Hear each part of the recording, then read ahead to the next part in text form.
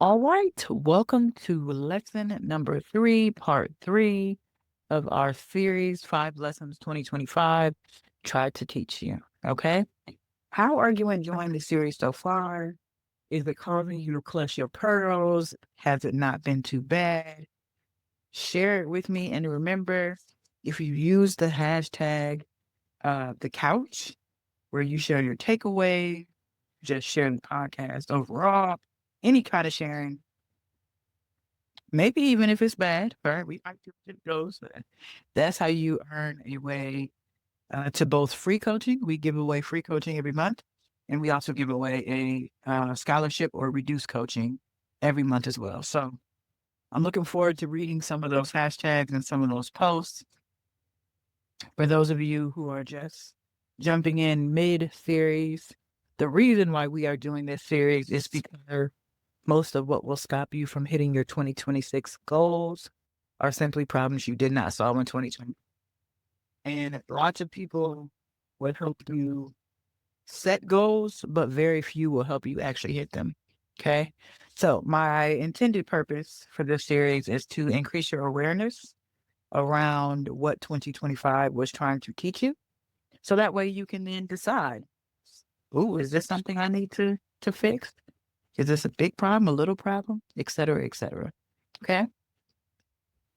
All right. So let's just jump straight into lesson number 3. Okay. So lesson number 3 is all about getting out of your own way. Okay. Let me ask a couple questions to get us started here. What were your goals in 2025? Like, think for a second, what were some of the goals that you set for yourself for 2025? Okay. And then I want you to tell me which ones did you reach and which ones did you not reach, right? And what was the common denominator for both of those outcomes, whether you reached them or whether you did not reach them? You know what the common denominator was, no matter how you answered the question? You. You are the common denominator, friend. Okay. You either got in your own way or you did what needed to be done. A little bit of a tongue twister there and reached your goals, right? Now, there are these moments and these times where there's something big or something outside, some kind of extraordinary thing that happens that, is really the bigger reason why we didn't get the goal. But those things are, rare. So, for example, if I, break my leg and my goal was to run a marathon, well, you know, there's a good chance I'm not hitting that goal, right? So obviously there are exceptions to this rule. But again, those things are not typically the things that get in our way. They're not typically the things that stop us from reaching our goal. Okay. We're just going to acknowledge that they can happen from time to time. Okay. What we often do is we put things in the category of, oh, life is lifing, or, such and such happened. And actually, somebody took that circumstance and still ran with it, meaning they experienced something very similar and still hit their goal. Right. So everything that we put in that whole, such and such happened to me actually is not a reason why we can't hit the goal. So a good example of this is, let's say that you had a launch planned, okay, and the launch flopped for whatever reason. Okay. Maybe you were sick, maybe tech was down, maybe, algorithm, any whatever the reason is. Right. At the end of the day, the launch failed and it was a big chunk of your revenue. Okay. That would be one of those reasons that we are likely to give ourselves about, why we hit our revenue goal. But the truth is, people have still launched them all the time and they still hit their revenue goal. Right? They may not hit that monthly goal, right? They may not hit that goal that they set, for that particular month, but they still hit their annual goal. Okay. And so there are some things that we put in that category that just actually don't even belong there. The bigger issue is that we actually get in our own way, and then we actually don't hit the goals that we set for ourselves. Okay. And the thing is that sometimes we don't want to accept things I found this to be true with lots of people over the course of 2025, is that sometimes we don't want to accept things about ourselves or accept things about life or about our circumstances because it feels like defeat, right? If I get into an accident, as an example, and it creates some kind of disability, whether it be permanent or whether it just be for a season, sometimes we don't want to admit that. We don't want to admit that we have a sick parent and, we might lose them. There are all these things that we don't want to accept because it's like admitting defeat, right? But the truth is, when we can fully accept our circumstances, that's when we can come up with solutions, right? Solutions that are actually aligned. That's when, we come up with better options on how to manage things rather than being in avoidance or resistance, which typically causes delays. Okay. So I just want you to hear that when you accept a limitation that you have, a weakness that you have, some, way that you get in your own way, maybe you people please, maybe you procrastinate, maybe you playing small, maybe you're a perfectionist, we could go down the whole list that applies to somebody. And it's like, but if you just accepted that, that would be where you could start to find solutions. Like, we don't have to shame ourselves for our weaknesses or for our imperfections, but we do need to be honest about them, right? We have to learn to name the problem accurately.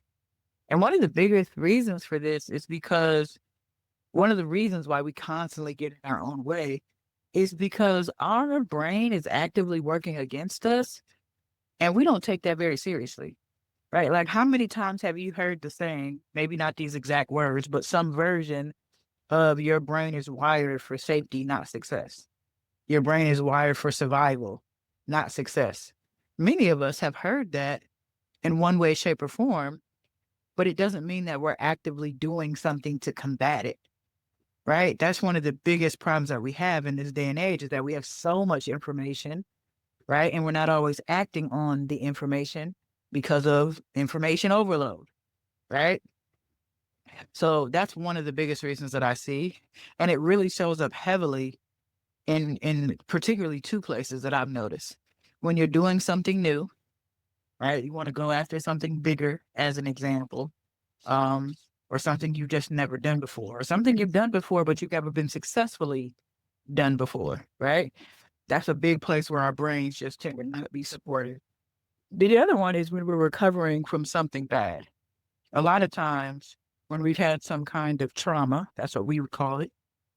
It could be a little trauma, what we call a little T trauma or big T trauma, right? So a little T trauma might be, putting everything you got into a launch for 2, 3 weeks and making $2, right? Sometimes we don't count that as a trauma, but it really is, right? Especially depending on your circumstances and how much you invested and how much you needed it to work and, et cetera, et cetera, right? For somebody, maybe not because it didn't change much in their circumstance.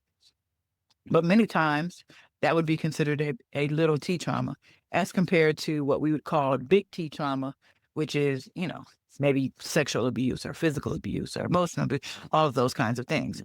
We often look at the big T trauma and we notice those, but those little T traumas we downplay and we minimize and we don't really see how much of an impact it is having on us, right? But these are the times where your brain is really fighting you tooth and nail, right? And it's not helping you become the person that you need to become. It's not helping you develop that new habit that you actually need in order to reach the goal, right? And the same thing with the identity shift, right? When we are going through some kind of trauma, there is an identity shift that happens, but it's a negative identity shift, right? Think about one of the things we talked about in the previous episode, or we'll talk about in one of these episodes at some time, is a number of people who have won back and got jobs after being a full-time entrepreneurship for however long, right? And what I find is that they're becoming more fearful and second guessing and doubting themselves and risk adverse, right? Because that going back to work, even if they're okay with it, even if they work through the, initial challenges of it, it has changed them, impacted them in a way that doesn't serve their larger goals. That's an example, right? That's where we get all the fear of failure, imposter syndrome, loss of confidence, loss of self-trust. We could go down the list, right? All of the P's that I named. That's one of the biggest reasons is that just how our brain works. But the other reason why this happens, why we are constantly in our own way, is because we just listen to too many outside sources. Like literally, we are consuming so much information, whether it be books or podcasts or YouTube videos or coaching programs or, whatever our source consumption might be. Now, a lot of time, we are not grounded enough in who we are to be consuming all of that information, right? Sometimes you have a coach who's telling you, what to do, some broad or vague tactic, many times that you don't even agree with, but because they make a lot of money or because you paid them or, whatever reason, because you want to be coachable, you try it. They're wasting months and months and months of the program, of your life, etc. Right? And a lot of times the problem is we're just listening to too many outside sources and we have not learned to be grounded in who we are. Right? I personally think that we're using the internet in the wrong way. We're using it for comparison and consumption, and it's actually not increasing our time to go, as some people would say. It's actually delaying it, right? And we've talked about this a little bit in, the last couple of episodes, but that at least part of the problem is that you will not give yourself permission to go after what you really want. Part of the reason why we get in our own way is because, so think about it. When you're launching a program or you're doing something in your business that you have a lot of conviction around, right? Like you just feel fully convicted, fully ready. Like you show up differently in those places when you are versus times where you're launching something that you're not sure about. The only difference is in one circumstance, you're going after what you really want. In the other one, you're kind of going after something you don't want at all or something you kind of want or, whatever the story might be. Right. So we have to learn to give ourselves permission to go after what we want and get out of fear. Right. Now, to be clear, when I say going after what you want, it doesn't mean that we disregard the non-negotiables. Right. There are always going to be things, there are always going to be elements of a strategy that we would prefer not to do. Right. But there are some things that are non-negotiable, no matter what we're going after, that we do need to accept. But the key is when we're giving ourselves permission to go after what we want, we're going after it in a way that works for us. So here's an example of what I mean. Let's say the area of my life that I'm working on is marriage, right? And one of the non-negotiables of a good marriage is communication, right? Maybe I don't like to communicate. Maybe I don't want to communicate. Maybe I don't. Okay, well, I can't just skip that because it's non-negotiable. There is no marriage on the planet that works long term if there is no communication. So I need to accept that communication is required, but then I get to make communication my own. That's what we mean by giving ourselves permission. It's like, all right, if I got to do this thing, how can I do it in a way that works for me? Maybe we do more writing versus face-to-face communication, or maybe we come up with creative ways to communicate with each other that works for us. And the same is true for your business, right? A big part of getting out of your own way is giving yourself permission, right, to do it in the way that you want to do it. Okay. The second thing, though, is that one of the biggest reasons why we're in our own way is because we're aware, but we're not accepting. Right. And another way to say the same thing is that we're just not solving the problems that we see. Right. If I talk to somebody right now, they would easily tell me, oh, I'm a perfectionist. Oh, I procrastinate. Oh, I people please. They're aware, but they're not actually solving that problem.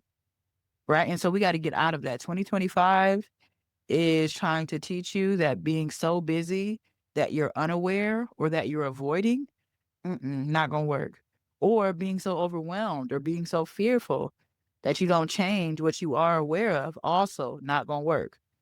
Right? The truth is, if I was just going to be honest with you, you're using the excuse of all kinds of things. Like, let's just use passion. Here's the point. We are using excuses. Now, you fill in the blank with what kind of excuses apply to you, okay? But an example is we're using excuses of like being passionate about something or, fill in the blank with your chosen excuse to disguise your inability to tolerate hard things. That's what this comes down to, is that there are hard elements to every strategy that we choose. There's hard elements to business. There's hard elements to marriage, to health, all of the things. And we need to develop the capacity to do hard things, right? Because every strategy has elements that you do not like, every single one. So you might as well go after the one that you actually want so that it's worth it. Okay.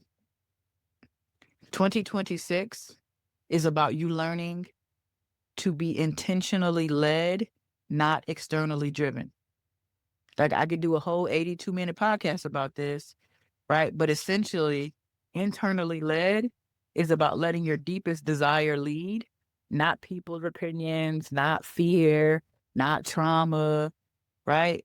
It's about you understanding your own non-negotiables and then choosing which way not just your own non-negotiables, but also the non-negotiables of the thing that you're trying to go after, and then choosing your way of doing it, right? Which means you'd have to first be aware that you're in your own way, which again, most people are. Many people are aware, right? They know that they, have certain patterns or tendencies, but you then have to accept that you're in your own way, right? Which is just another way of saying you need to solve the problem. Acceptance comes with changed behavior. And the problem is people think that they've accepted when really they're just aware. Right? I want you to catch this, even if you got to listen to it more than one time. Because one of the things that I see happening in 2025 is that it's just taking you too long to accept. We don't realize that we don't have unlimited time. Time is not a renewable resource. Money is. All these other things are renewable. You can replace them. But money cannot, time cannot, which means we can't take 2 years to accept something we knew 2 years ago. I say all of this to say that you will get better results, meaning you will reach your 2026 goals when you are first clear, right? So if you are not clear, get clear, right? And if you're not clear, that's okay. Choose a coach that's going to help you with that clarity. One of the things that I actually want to do, I want to add a 7th lesson. I'm probably not, because what? I'm probably not. But if I was, I want to talk about the importance of knowing what is sequential and knowing what is simultaneous. Like that would save you so much headache, is understanding that some things in life and some things in business are sequential and they build on top of each other. And if you don't build on top of each other, you will forever get it wrong. And then there are other things in business that are simultaneous where you need to be doing them with other things. But that's a whole nother lesson, okay? Well, I won't even take you there, okay? I say all of this to say, let's name the problem accurately this year, and let's actually solve the problem. You're not uncoachable, you're confused. You're just not grounded enough in who you are. You're not inconsistent, you're unfocused. Inconsistency is just a symptom, not the root, right? In 2026, we don't want to know our quadrant, i.e. awareness. We actually want to solve them, i.e. acceptance.